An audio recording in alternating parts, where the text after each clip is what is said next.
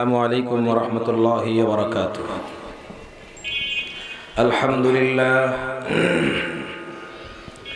الحمد لله نحمده ونستعينه ونستغفره ونؤمن به ونتوكل عليه ونعوذ بالله من شرور أنفسنا ومن سيئات أعمالنا. من يهده الله فلا مضل له ومن يضلله فلا هادي له. ونشهد أن لا إله إلا الله وحده لا شريك له لا نذير له ولا مشير له ولا معين له ولا مثيل له. ونشهد أن سيدنا وسندنا وحبيبنا وطبيبنا وطبيب قلوبنا وأولانا ومولانا محمدا عبده ورسوله صلى الله تعالى عليه وعلى آله وأصحابه وبارك وسلم تسليما كثيرا. اللهم صل على محمد وعلى آل محمد كما صليت على إبراهيم وعلى آل إبراهيم إنك حميد مجيد. اللهم بارك على محمد وعلى آل محمد كما باركت على إبراهيم وعلى آل إبراهيم إنك حميد مجيد. أما بعد فأعوذ بالله من الشيطان الرجيم. بسم الله الرحمن الرحيم.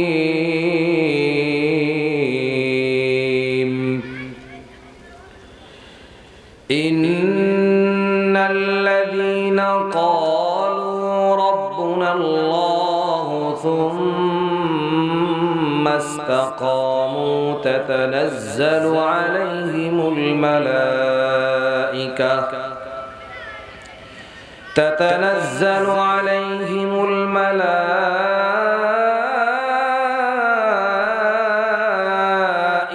ألا تخافوا ولا تحزنوا وأبشروا بالجنة التي كنتم توعدون.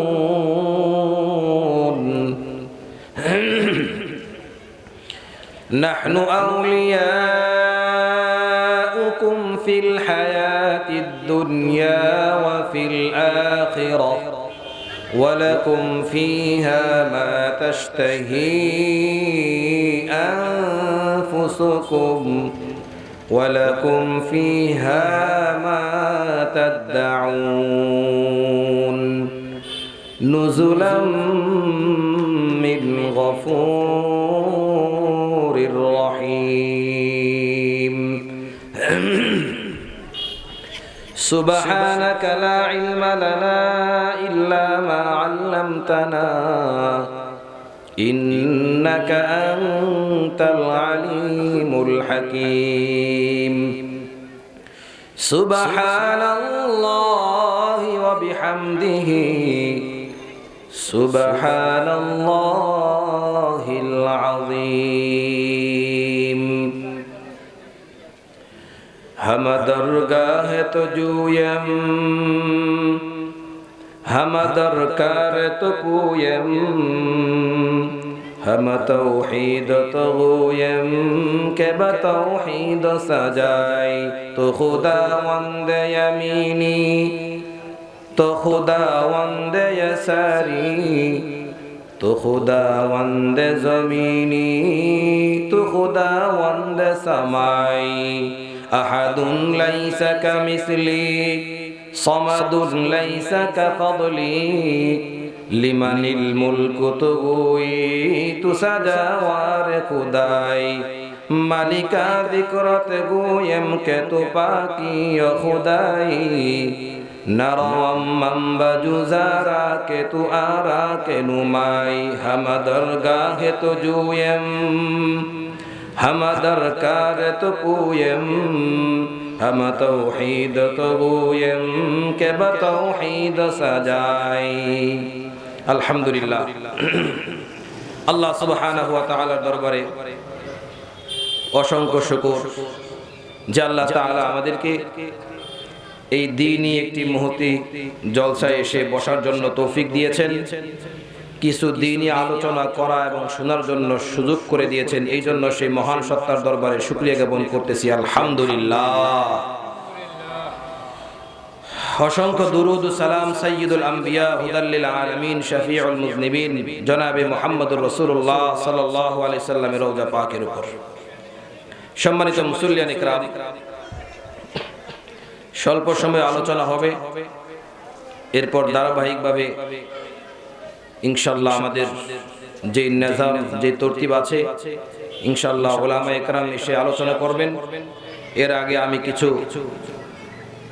দু চারটি কথা ইনশাআল্লাহ হেদায়েতের নিয়তে, সর্বপ্রথম হেদায়েতের মুহতাজ আমি নিজে, এরপর যারা আলোচনা শুনবে যদি এখান থেকে কিছু ভালো কিছু নেওয়ার থাকে আল্লাহ আমাদের সকলকেই এমন কিছু ভালো কথা আমি গুনাহগারের মুখ দিয়ে বাহির করে দেন, যাতে করে আমি সহ আমরা সকলেই এই কথার উপর আমল করে আমার নিজের জীবনকে ইসলামের সুচিতল ছায়ার নিচে নিয়ে এসে সুন্দরভাবে সুচারুরূপে আমার জীবন ব্যবস্থা চালাইতে পারি। আল্লাহ আমাদের সবাইকে তৌফিক দান করেন। আমি যে আয়াতখানা তেলাওয়াত করেছি আমি সরাসরি আলোচনার মধ্যে যাচ্ছি।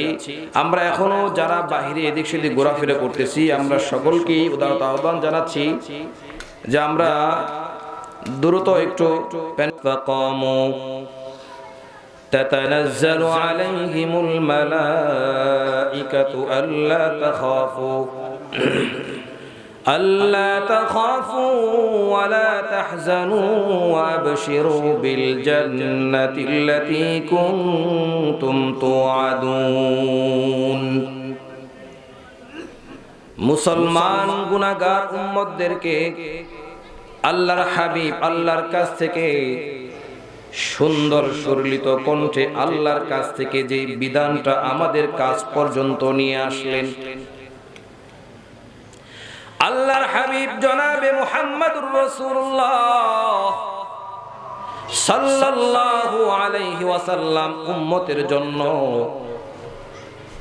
এত পেরেশান ছিলেন। নবী ঘরে আসতেন বিবির কাছে, নবী বাহিরে যাইতেন সাহাবায়ে কেরামের মজমার মধ্যে বসতেন, সাহাবায়ে কেরামের মজলিসে বসেও সেখানে উম্মতের কথা আলোচনা করতেন। রাসূলুল্লাহ বিবিদের কাছে সময় দেওয়ার জন্য যাইতেন, বিবিদের কাছে গিয়েও উম্মতের কথা, উম্মতের দরদ মাখা, উম্মতের মায়ায় রাসূল সব সময় কাঁদতেন, উম্মত উম্মত উম্মত। এমন দরদি নবী আমরা হারিয়ে ফেলেছি, যেই নবী আর এই পৃথিবীর জমিনে আসবে না। কিন্তু নবী না আসলে কি হবে? আল্লাহ রাসূল বলে গিয়েছেন আল উলামা ওয়ারাসাতুল আম্বিয়া, আমি নবী এই পৃথিবীর জমিন থেকে চির বিদায় হয়ে চলে যাচ্ছি, কিন্তু আমার ওয়ারিসিন যিনারা আছেন, আমি রাসূলুল্লাহর যে দায়িত্বগুলো ছিল সেই দায়িত্ব আমি উলামায়ে কেরামের উপর অর্পণ করে দিয়ে যাচ্ছি। সাহাবায়ে কেরাম রিদওয়ানুল্লাহি তাআলা আলাইহিম আজমাইন আল্লাহর রাসূলের এই উম্মতের ব্যথায় ব্যথিত হয়ে নিজের জীবনকে আল্লাহর রাস্তায় উৎসর্গ করে দিয়েছিলেন। বিবিকে বিবি বলে আপন করে নেন নাই, সন্তানকে সন্তান বলে আপন করে নেন নাই, বাবাকে বাবা বলে আপন করে নেন নাই, মাকে মা বলে আপন করে নেন নাই। ও মুসলমান, দিলের কান দিয়ে কথাগুলো ঠান্ডা মাথায় ভালোভাবে শ্রবণ করতে হবে। আল্লাহর রাসূল যখন থেকে সাহাবায়ে কিরামকে সম্বোধন করে ডাক দিতেন, মসজিদের নববীর মধ্য থেকে রাসূল ঘোষণা দিতেন সমস্ত সাহাবায়ে কিরামকে একত্রিত হওয়ার জন্য। বাচ্চার দিকে, বাচ্চা যেমন মা খাদ্য আনতে গেলে বাসার মধ্যে চাতক পাখির মতো তার মার দিকে তাকায় থাকে, কখন মা খানা নিয়ে আসবে, কখন মা খানা নিয়ে আসবে। এই আশায় সাহাবা ওই পাখিগুলো, বাচ্চা পাখিগুলো ওই মার প্রতি বাবার প্রতি তাকিয়ে থাকেন। উদ্দেশ্য একটাই, মা বাবা কখন আমার জন্য খানা নিয়ে আসবেন। হা করে বাচ্চাগুলো মার দিকে তাকিয়ে থাকতেন। সাহাবায়ে কেরাম রিদওয়ানুল্লাহি তাআলা আলাইহিম আজমাইন যেদিন থেকে মুহাম্মদুর রাসূলুল্লাহ সাল্লাল্লাহু আলাইহি ওয়াসাল্লামের হাতে বায়াত হয়ে ঈমান গ্রহণ করেছেন, ইসলাম গ্রহণ করেছেন, কালেমার লেপন যেদিন থেকে তাদের বুকের মধ্যে ধারণ করে নিয়েছেন, লালন করে নিয়েছেন, সেদিন থেকে সাহাবায়ে কেরাম মৃত্যুর আগ পর্যন্ত চাতক পাখির মতো মুহাম্মদুর রাসূলুল্লাহ সাল্লাল্লাহু আলাইহি ওয়াসাল্লামের দিকে তাকায় থাকতেন। মুহাম্মদুর রাসূলুল্লাহ কখন আমাদেরকে ডাক দিবেন, কখন মুহাম্মদুর রাসূলুল্লাহ ডাক দিবেন, এই আশায় সাহাবায়ে কেরাম 24টা ঘন্টা রাত নাই, রাত 12টা নাই, সকাল নাই, সন্ধ্যা নাই, দুপুর নাই, সব সময় সাহাবায়ে কেরাম রাসূলুল্লাহর আশায় তাকায় থাকতেন। রাসূল কি আদেশ করে, কি আদেশ করে, কি নিষেধ করে। ও মুসলমান, নবী চলে গিয়েছেন, সাহাবায়ে কেরাম চলে গিয়েছেন, নবীওয়ালা কাজগুলো উলামায়ে কেরামের উপর আল্লাহ রাসূল অর্পণ করে দিয়ে গিয়েছেন। আর এই উলামায়ে কেরামের সাহায্য সহযোগিতা হিসেবে তাদের ডানে থাকবে, বামে থাকবে মুহাম্মদুর রাসূলুল্লাহর। যেমনি ভাবে ডানে ছিল সাহাবায়ে কেরাম, বামে ছিল সাহাবায়ে কেরাম, সামনে ছিল সাহাবায়ে কেরাম, পিছনে ছিল সাহাবায়ে কেরাম, নিজের জীবনকে বিসর্জন দিয়ে আল্লাহর রাসূলের ইজ্জত মান সম্মান রক্ষা করার জন্য আপ্রাণ চেষ্টা করে গিয়েছেন, আপ্রাণ চেষ্টা করে গিয়েছেন। ঠিক তদ্রূপ এই জামানায় নবী আসবে না, নবীওয়ালা কাজগুলো উলামায়ে কেরামের উপর অর্পিত হয়েছে। যেমনি ভাবে নবীর উপর, নবীর ডান পাশে চতুর্দিক দিয়ে সাহাবায়ে কেরাম ছিল, বর্তমান জামানায় উলামায়ে কেরামের ডান পাশে, উলামায়ে কেরামের চতুর্পাশে থাকবে আল্লাহওয়ালা পাবলিক ইমানদার, আল্লাহওয়ালা পাবলিক ইমানদার। কিন্তু আজকে অত্যন্ত আফসোস ও পরিতাপের বিষয়, উলামায়ে কেরাম যখন আপনাদেরকে বয়ান করে, আপনাদের সামনে কিছু আলোচনা করে, সেই আলোচনা যদি আপনার মন মতো হয়, তখন সেই আলেমকে আপনি শ্রদ্ধা জানান, সম্মান জানান। কিন্তু আপনার বিরুদ্ধে সেই কথাটা যদি হয়ে যায়, আপনার বিপক্ষে সেই কথাটা যদি চলে যায়, সাথে সাথে সে আলেমকে ডিনাই করতে দেরি করেন না। শুধু ডিনাইয়ের মধ্যে সীমাবদ্ধ থাকেন না, আলেমকে মারার জন্য পরিকল্পনা করে ফেলেন। আমার মনের বিরুদ্ধে যেই কথাটা চলে গেছে, আমার মনোভূত যেই কথাটা হয় নাই, আমি সাথে সাথে সে আলেমের বিরুদ্ধে লেগে যাই। ও মুসলমান, অনুরোধ করে বলি, না না না, আল্লাহ রাসূলের বিরুদ্ধে যারা গিয়েছেন, বলেন তো তারা জান্নাতি না জাহান্নামী? একটু জোরে বলেন, জান্নাতি না জাহান্নামী? আল্লাহ রাসূলের বিরুদ্ধে, আল্লাহ রাসূলের মোকাবেলায় যারাই, বিশ্বাসের উপর অটল থাকতে হবে, মজবুত থাকতে হবে, নড়াচড়া করা কথা বলেন, টাকা পাইলে লড়ে যাবেন, জোরে বলে। সময় মনে হয় হবে না, অন্যথায় লম্বা সময় ব্যাখ্যা করতাম, এটার শর্টকাট বলতেছি। এক নাম্বার, আল্লাহ রাসূল বলেন, যদি পরিপূর্ণ ঈমানদার দাবি করতে চাও, কুল আমানতু বিল্লাহি সুম্মা ইসতাকিম। এক নাম্বার আল্লাহর উপর ঈমান আনতে হবে, দুই নাম্বার সেই ঈমানের উপর অটল থাকতে হবে। আমরা এখানে যারা মাহফিল শোনার জন্য আসছি, আমরা সকলে ঈমানদার না বেঈমান? জোরে বলেন, ঈমানদার না বেঈমান? সকলেই আমরা ঈমানদার। তাহলে সার্টিফিকেট কয়টা হয়েছে? কথা বলেন। আল্লাহ রাসূল যে ওয়াজ করেছেন যে কুল আমানতু বিল্লাহ, আল্লাহর উপর কি আনতে হবে? এখানে এমন কেউ কি আছেন যে আল্লাহর উপর বিশ্বাস করি না? আল্লাহ বলতে কিছুই নাই কেউ আছেন না? সকলেই বিশ্বাস স্থাপন করেছি আল্লাহ আমার সৃষ্টিকর্তা, আল্লাহ আছেন। সকলেই বিশ্বাস করি কিনা? কথা বলেন। সকলেই বিশ্বাসটা করি। এরপর যেখানে আমাদের দুর্বলতা সবচেয়ে বেশি, সেটা হলো সুম্মাস্তাকিম, ঈমানের উপর অটল থাকা। আমাকে এক ভাই বলল, তুমি ইসলামের উপর গালি দাও, ইসলামকে নিয়ে কটূক্তি করো, তোমাকে 50,000 টাকা দেওয়া হবে। আমি বললাম, ঈমান তুমি এক সাইডে থাকো, ঈমান এক সাইডে থাকো, 50,000 টাকা আগে নিয়ে নেই, কি গালি দিতে হবে বলো, সমস্যা নাই গালি দিব।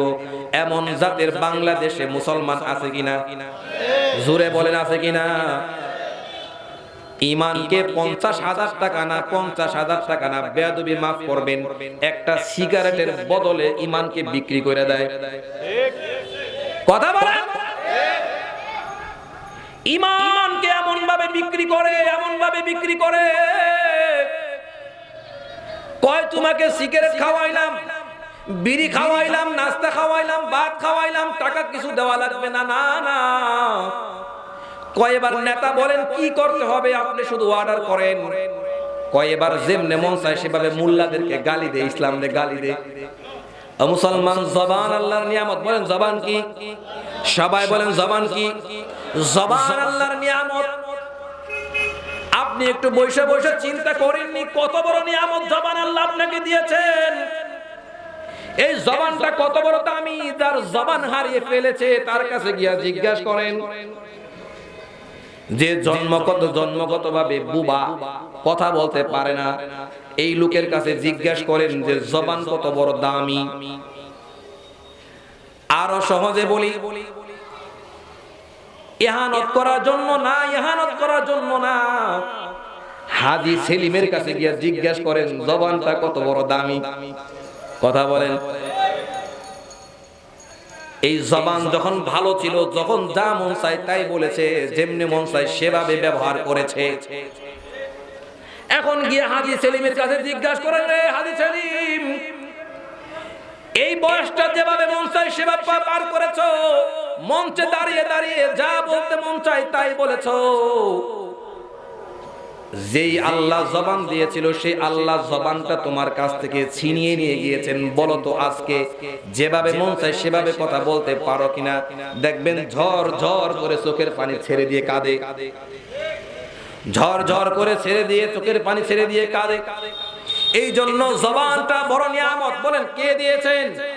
আরো জোরে বলেন কে দিয়েছেন? সেই আল্লাহ বলেন। আল্লাহর রাসূল সেই প্রশ্নের উত্তরে বলেন, রে সাহাবী, তুমি বলেছো শর্ট ওয়াজ করার জন্য, একদম শর্ট ওয়াজ তোমাকে আমি আল্লাহর রাসূল করে দিলাম। আল্লাহর উপর ঈমান আনবা, এক নাম্বার শর্ত। দুই নাম্বার, ঝড় আসুক তুফান আসুক। বলেন কি আসুক? ঝড় আসুক, তুফান আসুক, টর্নেডো আসুক, যত বড় পাহাড় পর্বত আমার উপর দিয়ে আসুক না কেন, ঈমানের উপর এক কদম আমি ঈমান থেকে সরে দাঁড়াবো না। কথা বলেন। ঈমানের উপর থেকে, ঈমান যে এনেছি আল্লাহর উপর, এক কদম একটা সেকেন্ডের জন্য ঈমান থেকে বিচ্ছিন্ন। আরো জোরে বলেন, কথা বুঝতেছেন নি আমার? ঈমান থেকে একটা সময়ের জন্য বিচ্ছিন্ন হব না। আপনি এবার প্রশ্ন করতে পারেন, হুজুর ঈমান এনেছি আল্লাহর উপর, আমি আমি যদি প্রধানমন্ত্রীকে বিশ্বাস করি, প্রধানমন্ত্রীর দলের হই, আমার শরীরে একটা আঘাত লাগার সাথে সাথে প্রধানমন্ত্রীরা রিঅ্যাকশন করে। কথা বলেন, আমি যেই নেতার অনুসরণ করি, এই নেতার কাজ করার জন্য যদি আমি সামনে অগ্রসর হই, এর বিপাটি যদি কেউ আঘাত করে, তাহলে কিন্তু নেতার সাথে সাথে অ্যাকশন নাই। আমি আল্লাহর উপর ঈমান আনলাম, তাহলে আমাদের নেতাকে, জোরে বলেন আমাদের নেতাকে, আল্লাহ আমাদের মালিক, আল্লাহর উপর ঈমান এনেছি। আপনি প্রশ্ন করতে পারেন, হুজুর আল্লাহ আমাদের মালিক, আমি ঈমান আনার আগে তো এত কষ্ট ভোগ করতাম না, ঈমান আনার পরে কেন এত কষ্ট হয়? অনেকে এটা প্রশ্ন করে বসে। অমুক লোক নামাজ পড়ে না, রোজা করে না, হ্যাঁ দি কত ধনী হয়, টাকা পয়সার মালিক হয়, আনন্দ উল্লাসে চলে। আর একটা লোক ঈমান এনেছে, নামাজ পড়ে, রোজা করে, সে দি কষ্ট বেশি ভোগ করে। প্রশ্ন করে কিনা? শর্টকাট উত্তরটা নিয়ে নেন। আপনাদেরকে এই উত্তরটা দেওয়ার আগে একটা উদাহরণ দিচ্ছি, সহজে বুঝবেন। আপনি যদি এই স্কুলের মোড়ে থেকে মাটি খনন করতেছেন, মাটি খনন করার মাঝে দেখেন 1 কেজি ওজনের একটা স্বর্ণের পেয়ালা আপনি পেয়েছেন। কয় কেজি ওজনের? 1 কেজি ওজনের একটা স্বর্ণের আপনি পেয়ালা পেয়েছেন। এই পেয়ালাটা সকলেই দেখেছে। আপনার কাছে আমার প্রশ্ন হলো, বলেন তো আপনার জানের নিরাপত্তা এখন আছে কিনা? কথা বলেন। এমন 1 কেজি স্বর্ণ আপনি পেয়েছেন, ধরেন সেটার দাম 1 কোটি, কথার কথা। সেই স্বর্ণের দাম 1 কোটি। 1 কোটি স্বর্ণের দাম, আপনি এমন একটা স্বর্ণের টুকরা পেয়েছেন, এই স্বর্ণের টুকরা পাওয়ার কারণে আপনার জানের কিন্তু নিরাপত্তা না। শুধু বাহিরের লোকের কাছে না, বিবির কাছেও জানের নিরাপত্তা আপনার নাই। বিবি বলবে, স্বামীকে মেরে যদি আমি এই 1 কোটি টাকার স্বর্ণের পেয়ালাটা নিতে পারি, তাহলে এরকম হাজার জামাই আমার পিছনে পিছনে ঘুরবে। কথা বলেন, আরো জোরে বলেন। 1 কোটি টাকার স্বর্ণের পেয়ালা যদি আমি নিতে পারি, তাহলে হাজার হাজার ছেলেগুলো আমার পিছনে লাইন ধরবে আমাকে বিবাহ করার জন্য। মুসলমান, তুমি তোমার বিবির কাছেও কিন্তু নিরাপত্তা নয় এই 1 কোটি টাকার স্বর্ণ হওয়ার কারণে। বলেন তো এরকম আছে কিনা? সমাজে এরকম আছে কিনা? ঘরে স্বামী আছে, আরেক ঘরে বিবি আছে, এদিকে বিবি আরেক স্বামীর লগে হটলাইন আছে কিনা? পরকীয়ার মধ্যে সমাজ আজকে জড়িত কিনা? একটা ছেলে টার্গেট করে অমুক মেয়ের সাথে সম্পর্ক করতে হবে, কই কেন? কই স্বামী বিদেশ, টাকা আছে, ইনকাম নিতে হবে। হয় কিনা? এ মুসলমান, 1 কোটি টাকার স্বর্ণ তোমার কাছে থাকার কারণে বিবির কাছে তুমি নিরাপত্তা নও, সন্তানের কাছে বাবা নিরাপত্তা নয়। আপনার কাছে প্রশ্ন হলো, সেই 1 কোটি টাকা দিয়ে আপনি পুরো ধানতারা বাজার ক্রয় করতে পারবেন না? ধানতারা বাজারে এই বাস স্ট্যান্ডটাও তো 1 কোটি টাকার বেশি আছে।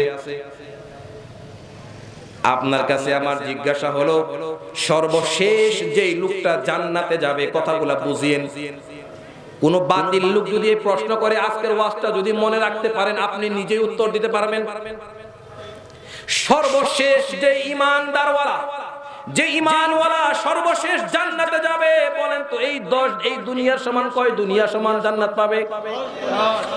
সর্বশেষ সর্বশেষ নগণ্য ঈমানদার যিনি জান্নাতে যাবে, এরপরে আর কেউ জান্নাতে যাবে না।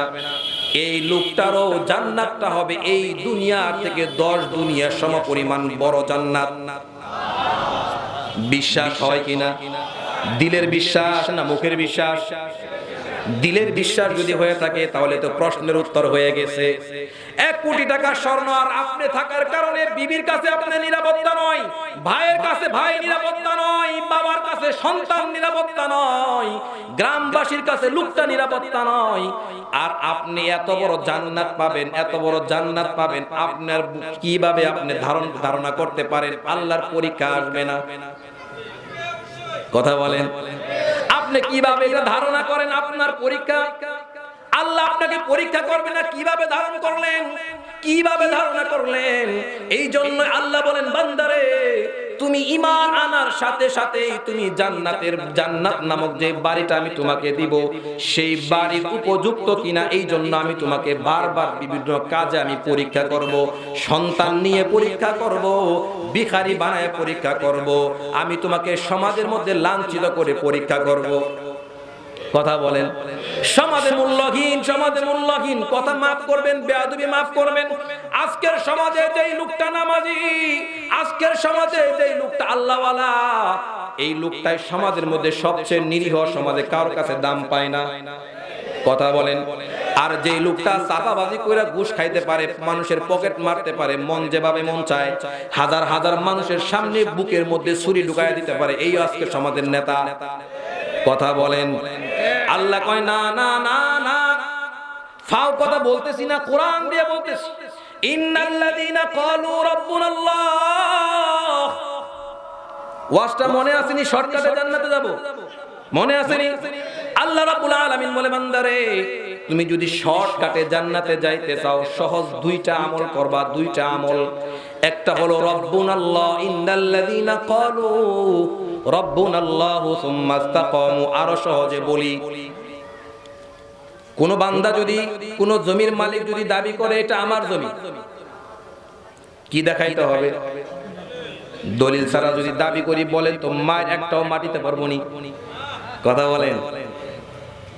এই জমিটা আমি যদি আমার দাবি করতে হয় তাহলে কিন্তু আমার দলিল লাগবে। কি লাগবে? দলিল ছাড়া জমির দাবি করলে যেমন মালিক হওয়া যায় না।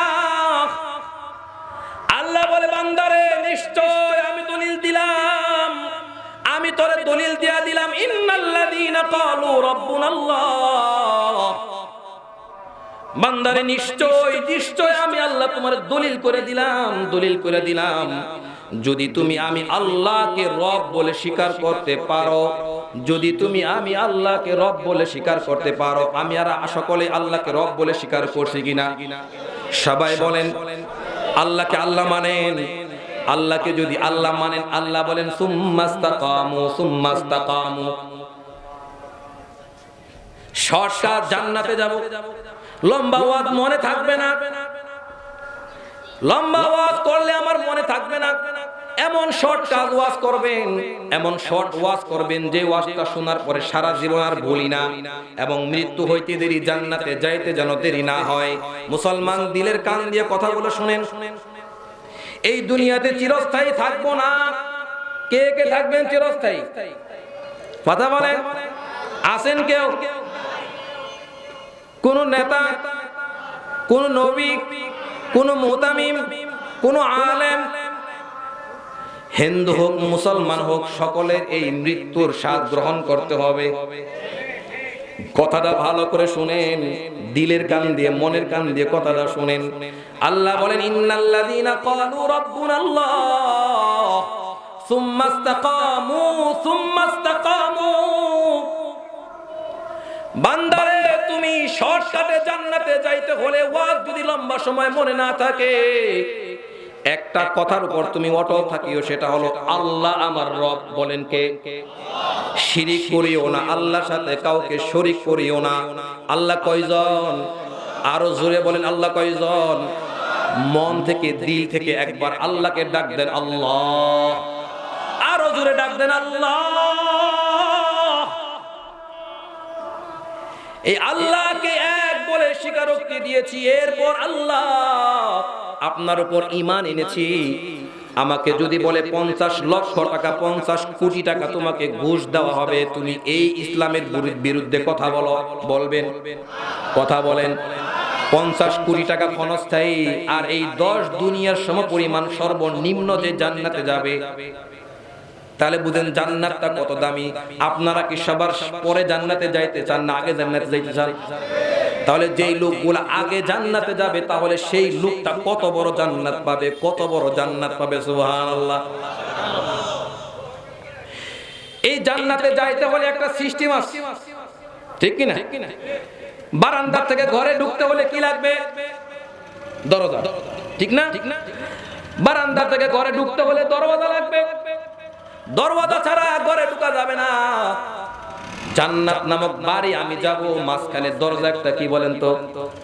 মৃত্যু বলেন কি? বুঝেন নাই? আমি এই দুনিয়ার থেকে আমার বাড়িতে যাইতে হলে মাঝখানে কি আছে? একটা দরওয়াজা আছে, সেই দরজাটার নাম হলো মৃত্যু। বলেন কি? মৃত্যু। কথাটা দিলের কান দিয়ে শুনেন। ও মুসলমান, আজকে জবান দিয়ে যেভাবে মন চায় সেভাবে তুমি বগর বগর করো, কথাগুলা বলো। তুমি কি জানো কিরামান কাতিবিন তোমার কাদের মধ্যে সবগুলা লিখতেছে? 24টা ঘন্টা তুমি কি করতেছো? সব সময় কিরামান কাতিবিন সবগুলা কলম বন্ধ করে লিখতেছেন। এই জন্য সেই মৃত্যুর দরজায় যখন আমি আপনি চলে যাব, এই নিদান কালে যখন আমি আপনি চলে যাব, আমার আপনার আপন কে আছে? প্রতি আমি লিপ্ত ধাবিত মনে হয় সারা জীবনের জন্য আমি দুনিয়াতে আসছি, এমন ভাবে দুনিয়ার পিছনে লেগে গিয়েছি। আমার ক্ষমতা দরকার, আমার ক্ষমতা দরকার। এই জন্য মুসলমান বলি না না না, ওই জান্নাতের মধ্যে তুমি নেতাগিরি করিও, সেখানে রাজা সাজিও। তোমার জন্য নেতাগিরি জান্নাতে। বলেন আমরা নেতাগিরি করব কোথায়? ঈমানওয়ালারা, ঈমানদাররা নেতাগিরি করবে জান্নাতে। সেই জান্নাতে যাইতে হলে মৃত্যুর একটা দরজার মধ্যে ঢুকতে হবে। মৃত্যুর বিছানায় যখন আমি আপনি শুয়ে যাব, আপনাদেরকে কেমনে বুঝাই, কেমনে বুঝাই?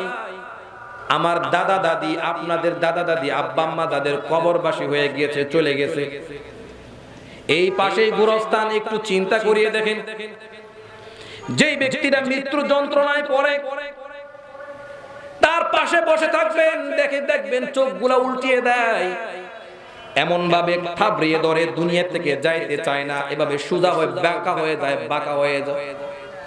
সেখানে মা বসা, বাবা বসা, স্ত্রী বসা, সন্তান বসা, সবার পাশে বসে বসে কাঁদে, পাশে বসে বসে কাঁদে। কিন্তু সেখানের কাঁদা, সেখানের কান্না কোনো লাভ? কথা বলেন, কোনো লাভ হবে না, কোনো লাভ হবে না। এই জন্য আল্লাহ রাসূল ওই সাহাবা একরামকে বলেছিলেন, শর্ট কাজ ওয়াজ হলো 1 নম্বরে তুমি আল্লাহর উপর ঈমান আনবা। কার উপর? আল্লাহর উপর ঈমান এনে যত বিপদ আসুক, বালা মুসিবত আসুক, না খেয়ে জীবন দিতে রাজি আছি, না খেয়ে মরতে রাজি আছি, জীবনে কোনদিন হারাম ভিতরে ঢুকাবো না। মাহফিল থেকে আজকে ওয়াদা করেন, আপনাদের দুইটা পায়ে ধরে বলি, জীবনে কোনদিন হারাম মুখ দিয়ে ঢুকায়েন না। আমার আওয়াজটা যত দূর যাচ্ছে মহিলাদেরকে সহ বলতেছি, মা গো মা, জীবনে কোনোদিন অবৈধ পন্থার অবৈধ সম্পদগুলা মা মুখ দিয়ে ঢুকায়ও না, ব্যবহার করিও না। এই ক্ষণস্থায়ী নাপাক ময়লাগুলা, পায়খানাগুলা মুখ দিয়ে ঢুকায়ও না। মুখ দিয়ে যদি ঢুকাও তাহলে কি হবে শোনো, আমি আয়াত দিয়ে আপনাদেরকে বোঝাচ্ছি। আল্লাহ বলেন মৃত্যুর যন্ত্রণা এত কঠিন, মৃত্যুর যন্ত্রণা এত কঠিন। আল্লাহ রাসূল মৃত্যুর সময় যখন সময় হয়ে গিয়েছে, লম্বা হয়ে যাচ্ছে, মৃত্যুর সময় যখন হয়ে গিয়েছে, ওই মুহূর্তে জিবরাইল আলাইহিস সালাম, আজরাইল আলাইহিস সালাম আল্লাহ রাসূলের কাছে আসছেন। শর্ট বলতেছি, শর্টকাট। আজরাইলকে দেখে আল্লাহ রাসূল কাঁদতেছেন। কি করতেছেন?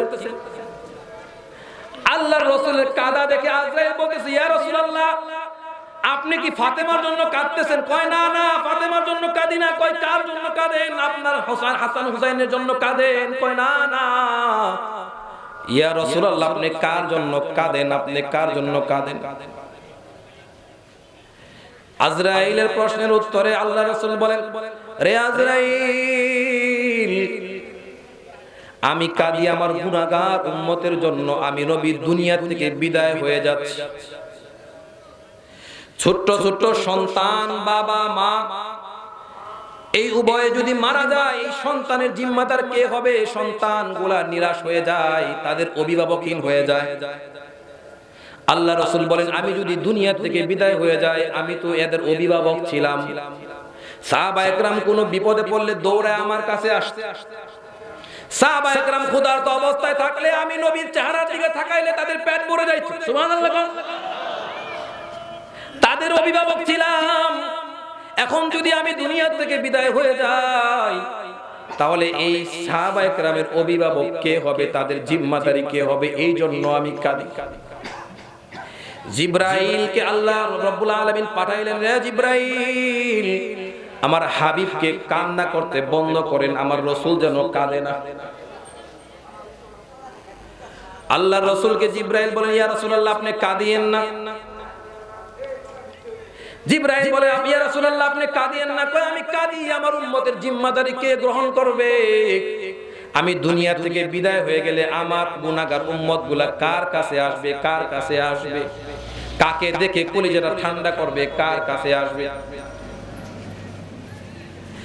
আল্লাহ রাব্বুল আলামিন রাসূলের কান্না দেখে জিবরাইলকে বললেন, হে জিবরাইল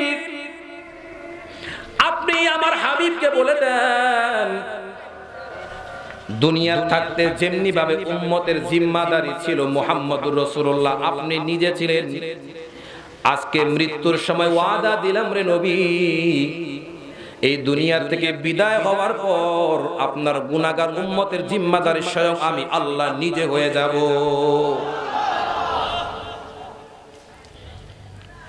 জিবরাইল আজরাইলকে বললেন, আরে আজরাইল মৃত্যুর যন্ত্রণা কত কঠিন, কত কঠিন, আমাকে একটু দেখাও, আমাকে একটু দেখাও। আল্লাহর রাসূলের বুকের উপর আজরাইল আলাইহিস সালাম এই 5টা আঙ্গুল মাত্র বসাইছেন,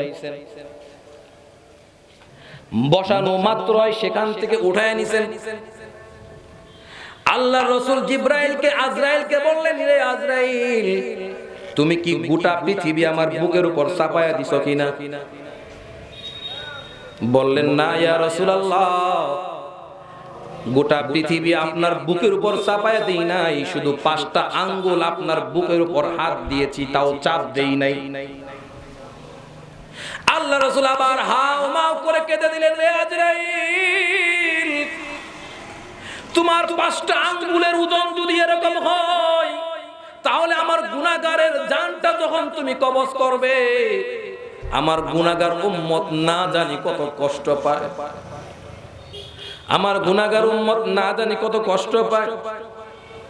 আমি নবী আমার সুন্দরভাবে মৃত্যু হয়ে যাবে, কিন্তু আমার গুনাহগার উম্মতের মৃত্যুর যন্ত্রণা না জানি কত কষ্ট হয়, কঠিন হয়ে যায়। আল্লাহ জিবরাইলকে বললেন, হে জিবরাইল মৃত্যুর সময় আমার হাবিবকে কান্না করতে বন্ধ করেন, বন্ধ করেন। আমি আপনাদেরকে সাক্ষী রেখে বললাম, যারা আমি আল্লাহর উপর ঈমান আনবে, এর উপর অটল থাকবে, যত ঝড় ঝাপটা আসুক এর উপর যদি অটল থাকে, তাহলে একটা আটার খামিরার মধ্যে যেমনি ভাবে চুল থাকলে ওই চুলটাকে বাহির করার সময় আটার খামিরার কোনো খবর থাকে না, বলতেও পারে না। কোন আপনার গুনাহগার উম্মত যদি আমি আল্লাহর উপর ঈমান এনে অটল থাকে, ঈমান এনেছে, এর উপর অটল থেকেছে, সেই কথার উপর এই ব্যক্তির মৃত্যুর যন্ত্রণা সেরকম হবে যেমনি ভাবে ওই আটার খামিরার থেকে চুল বাইর করলে যেমনি ভাবে আটার কোনো খবর থাকে না, সেই ঈমানদার গুনাহগার উম্মতের জানটা এমনি ভাবে কবজ করব, সে নিজেও টের পাবে না। মৃত্যুর সময় যখন হয়ে যাবে, তখন ওই সাহাবী, ওই লোকগুলা, আল্লাহর হাবিব বলেন, গোটা পৃথিবীর সাগরের পানি যদি তার মুখের মধ্যে নিয়ে আসা হয়, গোটা পৃথিবীর পানি যদি, সমস্ত সাগর নদী নালার সবগুলা পানি যদি তার মুখের মধ্যে নিয়ে আসা হয়, আল্লাহর রাসূল বলেন এমন পিপাসায় পিপাসিত হবে, সমস্ত পানি যদি তার মুখের মধ্যে ঢেলে দেওয়া হয়, তারপরও তার তৃষ্ণার্ত মিটবে না। সেই কঠিন মুহূর্তে, সেই কঠিন মুহূর্তে শয়তান বাবা হবে। বলেন শয়তান, শয়তান কি হবে? শয়তান বাবার সূরত ধরে আসবে, শয়তান মার সূরত ধরে আসবে। শয়তান বাবার সূরত ধরে এসে, মার সূরত ধরে এসে বলবে, রে বাবা, আমি তোমার মা, আমি তোমার বাবা। দুনিয়ার সমস্ত মানুষ তোমাকে ধোঁকা দিতে পারলেও মা কখনো সন্তানকে ধোঁকা দেয় না। কথা বলেন, বাবা কখনো সন্তানকে ধোঁকা দেয় না। এই জন্য আমি মা হয়ে, বাবা হয়ে তোমাকে বলতেছি, মোল্লারা দুনিয়াতে যা ওয়াজ করছে সব মিছা কথা, সব মিছা কথা, জান্নাত জাহান্নাম বলতে কিছুই নাই। জাহান্নাত জান্নাত জাহান্নাম সব ধোঁকাবাজি কথা, মিথ্যা কথা। মৃত্যুর পরে আর কিছুই নাই, মৃত্যুর পরে আর কিছুই নাই। এই লোকটা আমি আর আপনি যদি সে সময় ইমানদার হই, বলেন সে সময় কি হই? সেই সময় যদি ইমানদার হই, তাতানাজ্জালু আলাইহিমুল মালাইকা, ওই যখন শয়তান মা হয়ে বাবা হয়ে আমার কানে কানে ধোঁকা দিতে আসবে, সাথে সাথে আসমান থেকে ফেরেশতাগুলো নাজিল হয়ে বলবে, রে বান্দা, আল্লাহ তোমারে সালাম দিছে। আস্তাগফিরুল্লাহ, সুবহানাল্লাহ। আওয়াজ জোরে নাই। আজকে যদি এখানে বলতাম অমুক ব্যক্তিকে প্রধানমন্ত্রী সালাম দিছে, ফাল দেখে কারে কয়। আর মৃত্যুর কঠিন যন্ত্রণার সময় যখন শয়তান আপনাকে জান্নাত জাহান্নাম বলতে ধোঁকা দিতে আসবে, সাথে সাথেই ফেরেশতারা আসমান থেকে নাজিল হয়ে বলবে, বান্দারে, স্বয়ং ডাইরেক্ট আল্লাহ তোমাকে সালাম জানাইছে। সালামুন কাওলাম মির রাব্বির রহিম, আল্লাহ তোমাকে সালাম দিয়েছেন, আল্লাহ তোমাকে সালাম দিয়েছেন। বান্দা, আল্লাহ তাখাফু ওয়ালা তাহজানু, ভয় করিও না। হুজুর চলে আসেন, শেষ করে দিচ্ছি। আল্লাহ তাখাফু, ভয় করিও না। কারণ মৃত্যুর যন্ত্রণা যখন মানুষ ভয় পায়, ডানে বামে কাউকে যদি কোনো সময় না দেখে, ভয়ের আতঙ্ক আরো বেড়ে যায়। কথা বলেন। আর যদি মানুষের আওয়াজ পাওয়া যায়, তখন দিলে একটা সাহস আসে যে না, এখানে লোক আছে। এই জন্য ফেরেশতারা বলবে, আল্লাহ তাখাফু, বান্দা ভয় পেও না, ভয় পেও না। ওয়ালা তাহজানু, চিন্তিত হইও না, চিন্তা করিও না। তুমি চিন্তা করিও না, এই কারণেই তুমি দুনিয়া থেকে বিদায় হয়ে যাচ্ছ। তোমার আওলাদ ফর্দ, বিবি, বাল বাচ্চা যাদেরকে তুমি দুনিয়াতে রেখে যাচ্ছ, সকলের জিম্মাদারি স্বয়ং ডাইরেক্ট আল্লাহ নিজে জিম্মাদারি নিয়েছেন। ঈমানের উপর অটল অবিচল থাকার কারণে আল্লাহ বলেন, মৃত্যুর আগে জান্নাতের সার্টিফিকেট নিব। শুরুর ওয়াজ, জান্নাতের সার্টিফিকেট মৃত্যুর আগে তুমি নিবা। শর্ত হলো শর্টকাট ওয়াজ, আল্লাহর উপর ঈমান আনতে হবে। এর উপর যত ঝড় ঝাপটায় আসুক, আমি ঈমান থেকে এক মুহূর্তের জন্য, একটা সেকেন্ডের জন্য সরে দাঁড়াবো না। যদি এভাবে নিজের জীবনকে চালাইতে পারে, আল্লাহ রাব্বুল আলামিন বলেন, ওয়াবশিরু বিল জান্নাতিল্লাতী কুনতুম তুআদুন। মাহফিলে মাহফিলে, মসজিদে মসজিদে, জায়গায় জায়গায় উলামায়ে কেরাম যেভাবে বয়ান করে বলছেন, জান্নাত আছে, জান্নাত আছে। বান্দা, জান্নাতের সার্টিফিকেট, জান্নাতের সুসংবাদ দুনিয়া থেকে নিয়ে যাও। যে ওয়াদা আমি তোমাদেরকে উলামায়ে কেরামের মাধ্যমে, রাসূলদের মাধ্যমে তোমাদেরকে জানায় দিচ্ছি, ওয়াবশিরু বিল জান্নাতিল্লাতী কুনতুম তুআদুন। যে ওয়াদা আমি আল্লাহ তোমাকে দিয়েছিলাম, সেই ওয়াদা মোতাবেক মৃত্যুর আগে আগে ঈমানের উপর অটল অবিচল থাকনেওয়ালা ব্যক্তিদেরকে জান্নাতের সার্টিফিকেট দিয়ে দিবেন। নিবেন তো ইনশাআল্লাহ? সকলে কাজ কি করতে হবে? আল্লাহর উপর ঈমান নিয়ে কথা ছিল আমার, শুরু থেকে নিয়ে শেষ পর্যন্ত ঈমান আনতে হবে আল্লাহর উপর। যত ঝড় ঝাপটা আসুক, সুম্মাস্তাকিম, অটল অবিচল থাকতে হবে। আমাকে মেরে ফেলবে, কেটে ফেলবে, দেশান্তর করে দিবে, সব আমি বরদাস্ত করতে রাজি আছি, কিন্তু ঈমান নামক নিয়ামত থেকে একটা সেকেন্ডের জন্য সরতে রাজি না। আল্লাহ আমাদের সবাইকে ঈমানের যে নিয়ামত, সেই দৌলত নিয়ে এর উপর অটল অবিচল থেকে এই দুনিয়া থেকে বিদায় হওয়ার জন্য তৌফিক দান করেন। সকলে বলি আমিন। ওয়া আখিরু দাওয়ানা আনিল হামদুলিল্লাহি রাব্বিল আলামিন। আসসালামু আলাইকুম ওয়া রাহমাতুল্লাহি ওয়া বারাকাতুহু।